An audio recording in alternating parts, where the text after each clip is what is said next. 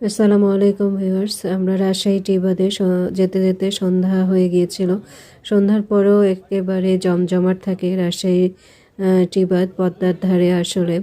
এজন্য ভালো লাগে। রাজশাহীতে যেখানেই যায় না কেন অনেক রাত অবধি এত আলো এত লোকজন যে ঘুরতে ফিরতে বেশ ভালোই লাগে। তো আমরা টি বাদে সন্ধ্যার পরে গিয়েছি, তো সেখানকার কিছু খাবার খেলাম। এগুলো আলুর কি বলবো, এগুলোর নাম চিপস মনে হয়, আলু দিয়েই তৈরি।